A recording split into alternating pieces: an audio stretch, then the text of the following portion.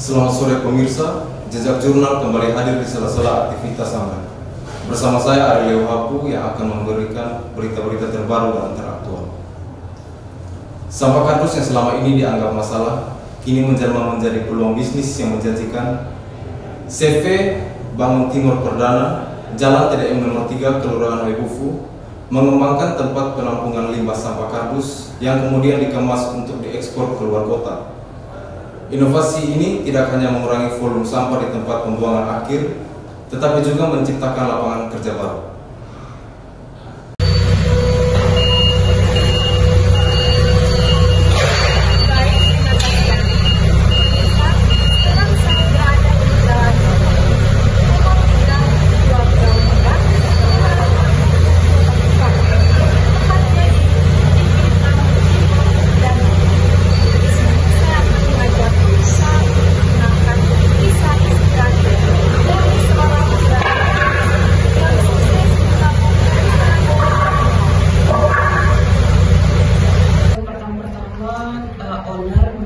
Bisnis khusus untuk juragan kardus di tahun 2020, yaitu di middle 2020 sekitar bulan Juli.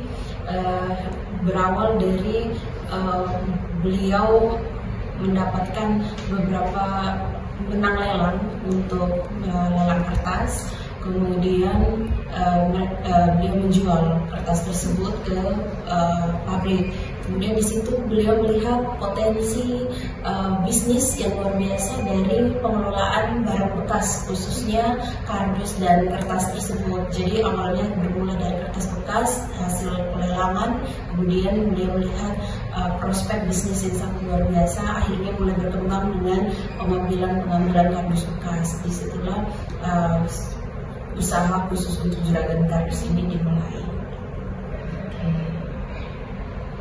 Jadi berarti ownernya latar kalau dulu owner latar belakangnya adalah seorang kontraktor. Jadi bisnis di awal beliau itu adalah seorang kontraktor, kemudian mempunyai beberapa toko yang masih berhubungan dengan kontraktor juga dengan alat-alat bahan bangunan.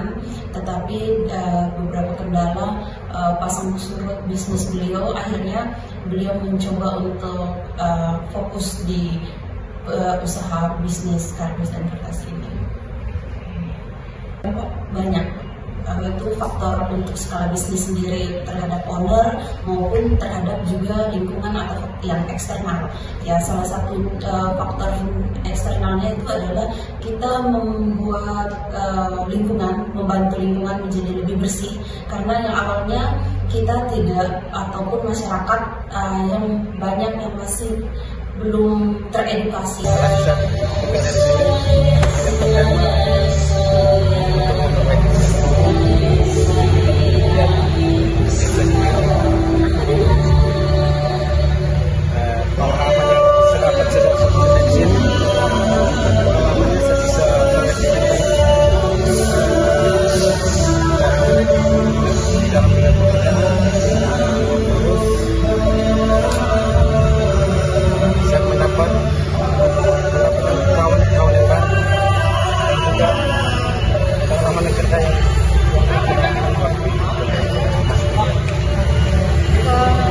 Dari pengalaman kakak ini, menurut kakak apakah ini tadi mengajak teman-teman atau masyarakat untuk bisa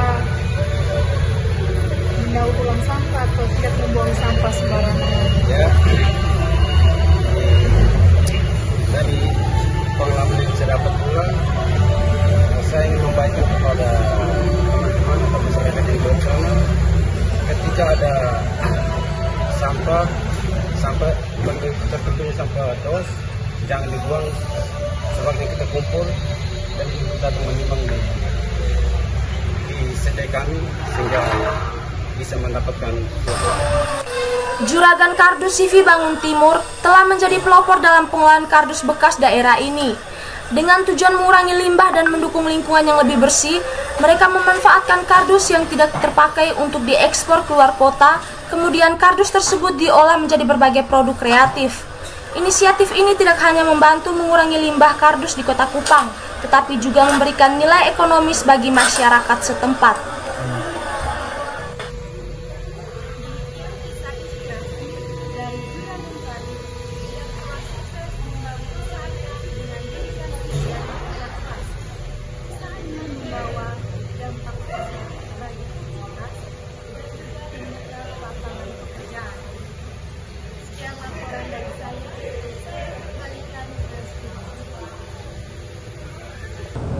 Berita selanjutnya, Mapala merupakan organisasi yang bergerak pada kegiatan menjaga dan melestarikan alam.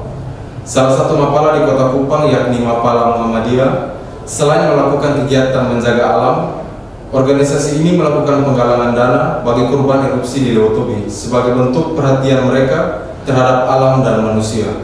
Baik Ari, terima kasih atas sambutannya. Mapala merupakan salah satu organisasi yang bergerak mencintai lingkungan dan peduli akan lingkungan. Dan baru-baru ini Mapala Muhammadiyah bersama organisasi Mapala lainnya bekerja sama untuk menggalang dana bagi korban erupsi di Lewotobi. Pertama, kepanjangan dari Mapala itu sendiri adalah mahasiswa penyinta alam, yang dimana menghimpun seluruh mahasiswa yang memang mencintai pergerakan berdasarkan lingkungan dan juga kepencintaan alam. Nah, dan juga organisasi ini dibangun untuk kemudian secara garis besarnya adalah mengangkat, mempermasalahkan mengenai masalah lingkungan. Jadi yang kedua, kegiatan Mapala ini apakah sudah ada kerjasama antara pemerintah dengan organisasi ini? Untuk Mapala sendiri, yang pertama Mapala itu bernaung di dalam seluruh universitas seluruh universitas yang berada di Nusa Tenggara Timur, dan juga kami punya kami semua seluruh Mapala Nusa Tenggara Timur itu tergabung dalam satu forum, yaitu forum PKD. Nah, forum PKD itu yang kemudian menghimpun seluruh Mapala Nusa Tenggara Timur. Dan untuk kerjasama bersama pemerintah, kami sering berkolaborasi dengan pemerintah berbicara mengenai masalah lingkungan. Kemudian selain kegiatan kita alam atau terkumpulnya mahasiswa yang mencintai alam dan menjaga alam, apakah ada kegiatan-kegiatan rutin seperti baru-baru ini ada terjadi di Lewotobi erupsi, dan apakah ada gerakan atau kegiatan yang diselenggarakan atau digelar oleh Mapala di sini? Terkait isu erupsi Gunung Lewotobi, kami sangat-sangat memprioritaskan isu-isu seperti itu, isu-isu bencana. Memang selain bergerak di bidang lingkungan, kami juga dilatih untuk kemudian bergerak di bagian kebencanaan. Jadi selain menghimpun dana, teman-teman kami juga sudah turun ikut langsung untuk kemudian mengevakuasi korban erupsi Gunung Lewotobi. Nah, kami berbagi dalam bentuk kelompok. Kelompok yang pertama adalah kelompok tanggap darurat bencana, dan yang kelompok kedua adalah kelompok menghimpun dana. Untuk kemudian apa? Setelah daripada teman-teman kami mengarahkan pengungsi ke tempat pengungsian, nah, kami yang menghimpun dana itulah yang kemudian turun langsung ke jalan. Dari segala sisi kami mencoba untuk kemudian mengumpulkan dana untuk kami salurkan dalam bentuk logistik. Kami sangat bersyukur kepada Tuhan Yang Maha Kuasa karena telah memberikan kesempatan kepada kami untuk kemudian merasakan apa yang tengah dirasakan oleh saudara-saudara kami. Untuk yang kedua adalah semoga pergerakan-pergerakan kemanusiaan itu tidak menghalangi dalam konteks agama dan juga ras.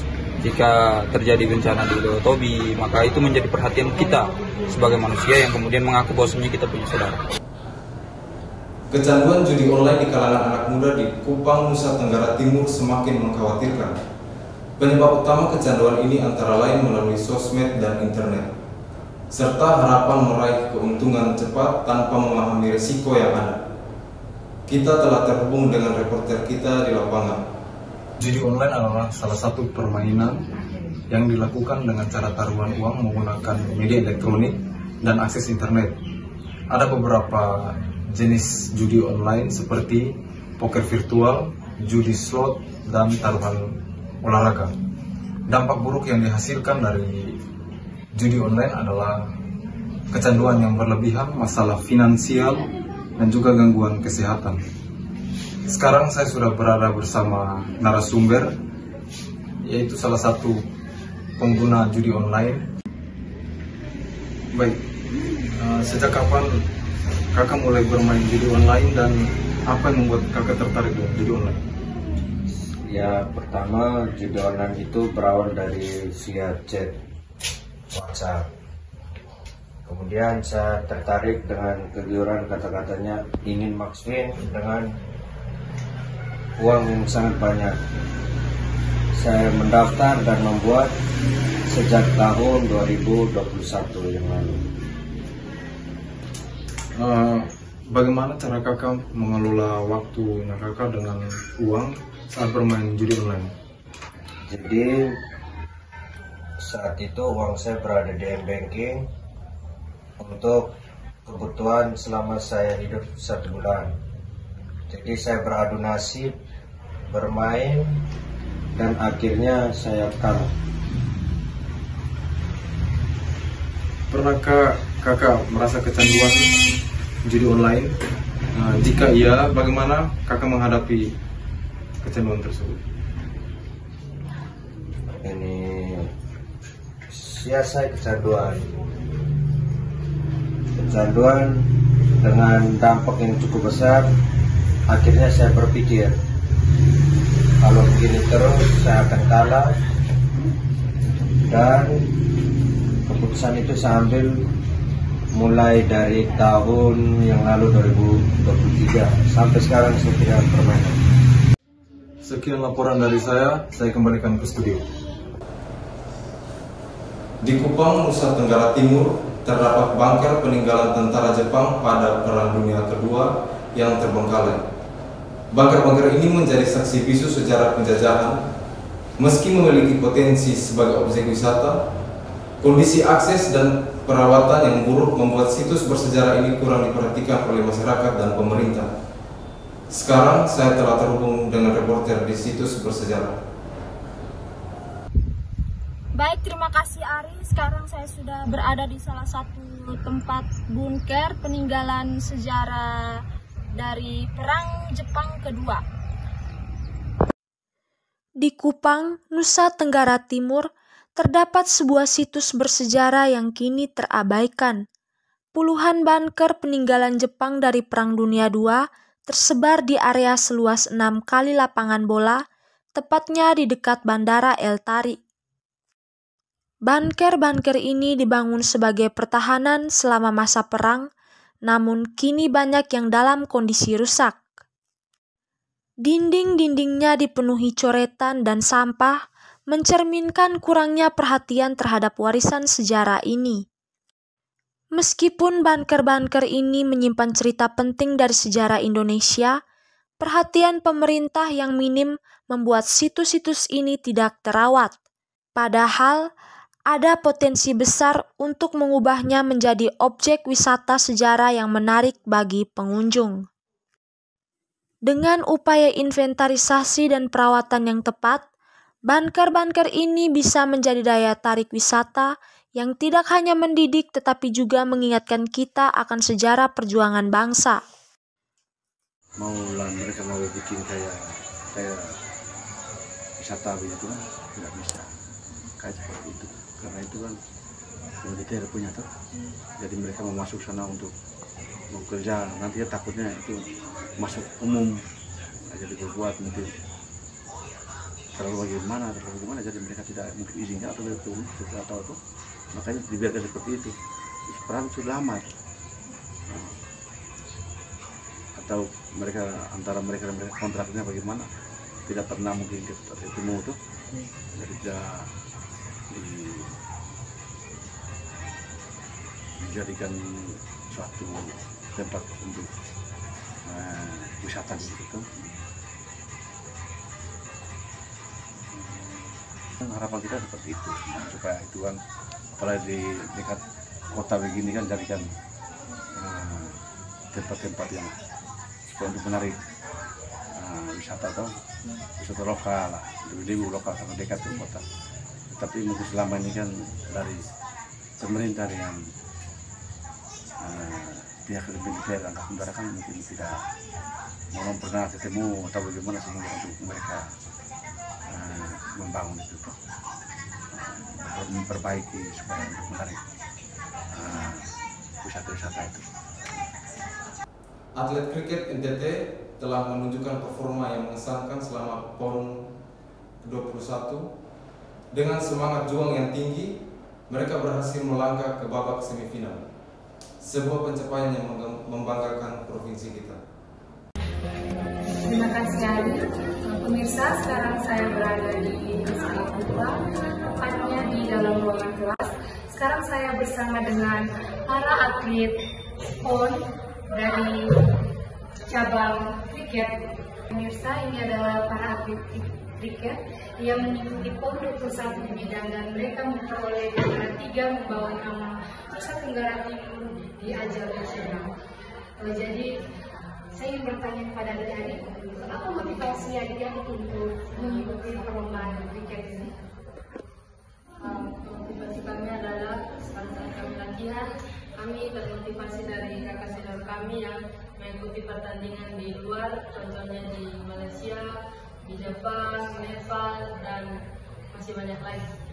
Jadi kami termotivasi untuk terus latihan agar bisa seperti mereka. Tantangan dan rintangan yang kalian hadapi itu apa saja? Terutama dalam permainan tim.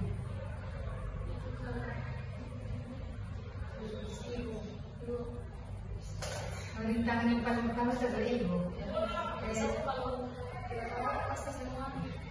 Kan permainan tim, jadi kalau misalkan satunya ada masalah berarti jadi masalah besar. Bagaimana teman-teman menyelesaikan atau mengambil solusi dari masalah tersebut?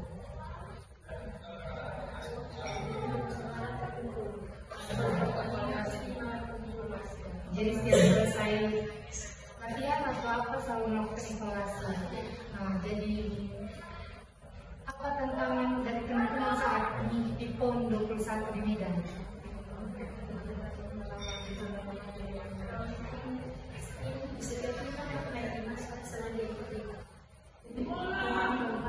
Setiap provinsi di sana tuh ada timnas.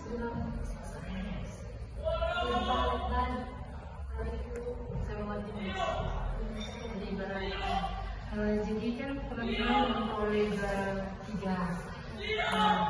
Pasti banyak atlet-atlet lain, atlet kriket lain yang teman-teman merasa kalahkan. Ya. Jadi bagaimana ya solusi atau tantangan dari teman-teman sampai teman-teman bisa memperoleh juara 3?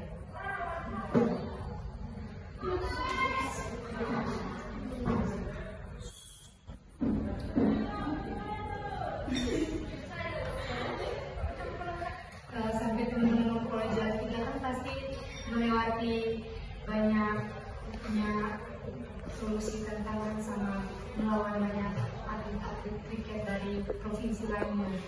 Nah, bagaimana teman-teman itu bersatu dalam tim untuk memperoleh juara ini?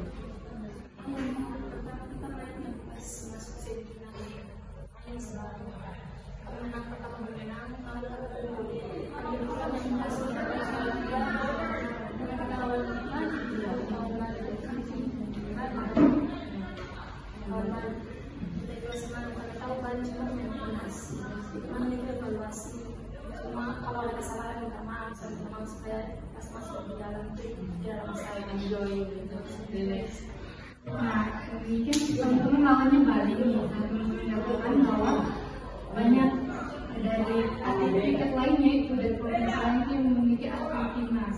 Nah, apakah teman-teman saat mengetahui bahwa mereka memiliki banyak atlet timnas, teman-teman mentalnya atau semakin membara bahwa mereka tuh atlet timnas pasti bisa. Karena teman-teman bangga kalau teman-teman bisa bertanding bersama dengan atlet timnas. Nah, teman-teman bagaimana? Kami sedikit down, kurang karena memang jadi masa dari semua timnas kayak ada pemain yang biasa. Kalau semua lebih kadang-kadang di 20 kita ada 2 atau Informasi olahraga tadi sekaligus menutup jumpa kita pada hari ini. Saya Ari Leuhapu mewakili seluruh kerabat kerja yang bertugas pamit undur diri. Selamat sore dan sampai jumpa.